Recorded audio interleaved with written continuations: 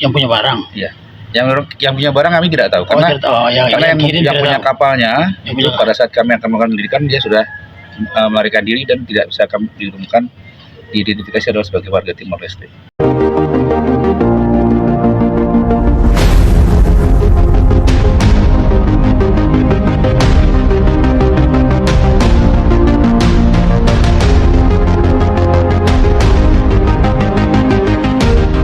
Proses musnahnya itu sebelum Lebaran, namun karena terbentur waktu itu ada Lebaran dan libur panjang, rencananya setelah Lebaran kemudian mundur lagi karena kesibukan masing-masing pimpinan Pak Bupati untuk menyatukan waktu pemusnahannya itu tidak ketemu, jadi baru hari ini bisa tercapai waktu untuk bisa dimusnahkannya seperti itu. Kalau rencananya memang sudah lama, itu sudah ditetapkan cap BMN-nya oleh Bu Menteri Keuangan, barang jadi milik negara, itu kita sudah rencanakan untuk dimusnahkan. Namun karena memang kesibukan dari Pak Dandim, dari Bupati, dari Pak Kapolres dan semuanya, baru hari ini kami bisa lakukan musnahnya. Demikian. Berdasarkan hasil penyelidikan, barang ini mau dibawa ke mana? Ke Kisar atau ke Timor Leste atau gimana? Kalau dari penyelidikan itu ke Timor Leste. Timor Leste. Seperti apa? Ini kan kita tidak curiga, tapi biasanya barang ini bisa selama ini berlangsung, cuma waktu itu ketahuan sehingga ditangkap. Seperti apa Bea Cukai melakukan antisipasi supaya kasus seperti ini tidak terjadi lagi di waktu mendatang? Jadi Bea Cukai itu secara rutin kami mengadakan patroli, baik patroli laut maupun patroli darat. Kami ada speedboat, kami menyisir perairan pantai yang berada di bawah pengawasan kami, di Atambua, di Alor dan sebagainya. Kami juga bersinergi dengan Pak Dandim, dengan Pak Kapolres, dengan Pak Gajari dan seluruh aparat penegak hukum baik di Alor dan di wilayah Atambua. Kami bersinergi dengan Pamtas juga. Jadi kalau ada barang-barang yang secara ilegal hendak dimasukkan ke wilayah Indonesia maupun hendak diselundupkan ke wilayah Timor Leste, nah itu biasanya mereka, kalau kami yang menangkap, kami akan menangkap. Kemudian kalau mereka yang menangkap, mereka akan menangkap dan diserahkan kepada Bea Cukai untuk diproses lebih lanjut seperti itu. Berdasarkan hasil penyelidikan, yang punya barang teridentifikasi tidak? Nah itu, yang punya barang berdasarkan penyelidikan, jadi dia tidak ditemukan karena warga Timor Leste. Oh, yang punya barang? Iya. Yang punya barang kami tidak tahu karena yang punya kapalnya itu pada saat kami akan melakukan penyelidikan dia sudah melarikan diri dan tidak bisa kami ditemukan, diidentifikasi adalah sebagai warga Timor Leste.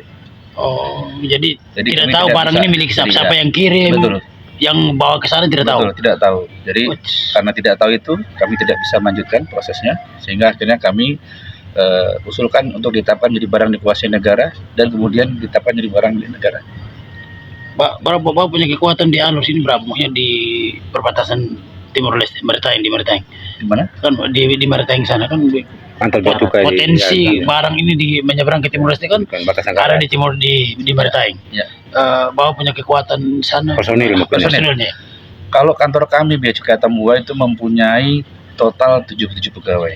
Ya. Dan memang dengan keterbatasan pegawai, kami melakukan manajemen risiko, kami melakukan sinergi dengan Pamtas, dengan Komandan Distrik Militer, kemudian dengan Kapolres, untuk kita sama-sama saling bersinergi mencegah terjadinya penyelundupan baik yang akan masuk ke wilayah Indonesia, ke Alor khususnya, juga yang akan diselundupkan keluar wilayah Indonesia ke Timor Leste, karena itu akan merugikan masyarakat. Seperti itu.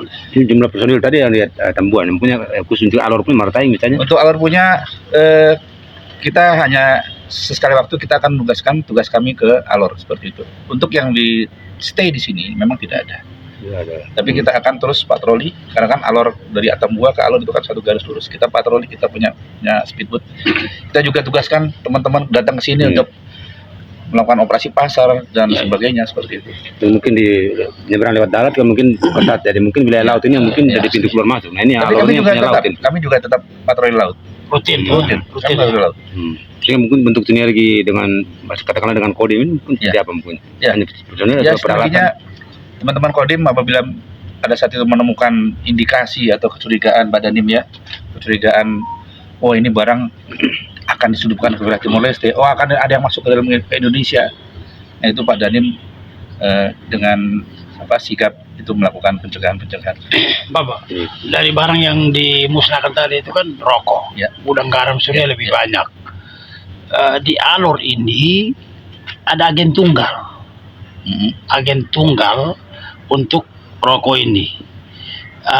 Apakah dalam penyelidikan itu tidak ada bukti petunjuk yang mengarah ke agen tunggal gitu? Maksudnya tidak ada bahwa yang punya barang yang ada agen tunggal. Kami tidak bisa mengembangkan sampai situ. Oh, ya. Karena memang pada saat yang punya kapalnya akan kami selidiki, sidik itu ya tidak ditemukan. Karena kami sudah melakukan pemanggilan, tapi karena warga Timor Leste tidak bisa, tidak datang. Yang punya kapal orang Timor Leste?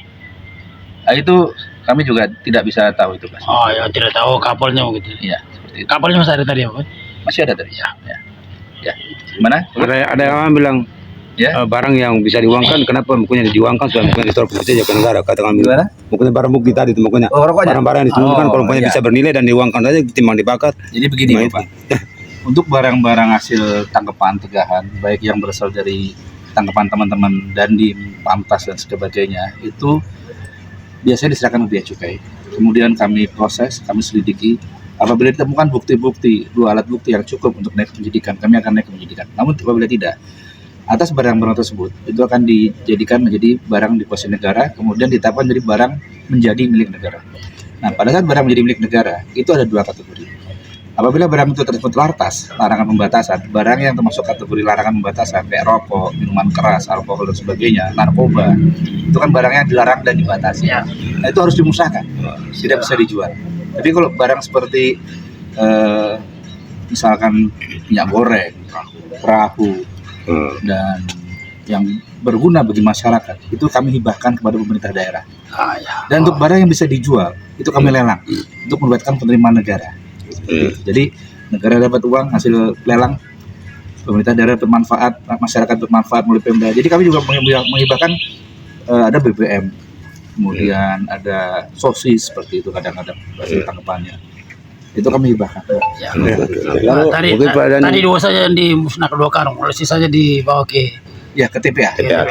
Dimusnahkan sampai sana baru dibakar. Tidak ada yang tersisa. Mungkin Pak Dani sedikit apa pada tugas pokok masing-masing. Karena kalau kita tidak ada kewenangan kita untuk menyidik, tidak ada kewenangan kita untuk menahan orang yang disangkakan. Sehingga setelah kita koordinasi, kita serahkan ke Bea Cukai. Jangan sampai kita salah langkah. Lalu tetapi upaya tadi itu soal patroli tadi itu ya, ini kan ada di daerah perbatasan, siap membackup Bea Cukai untuk melakukan pengamanan. Kalau kami kuncinya adalah informasi dari masyarakat. Pada saat masyarakat terbuka dengan kita akan tindak lanjuti. Kita bisa tangkap itu karena dari informasi dari masyarakat. Yang kami dengar itu sudah berlaku lama, tapi kita tidak bisa buktikan. Karena apa? Kita tidak bisa tangkap basah.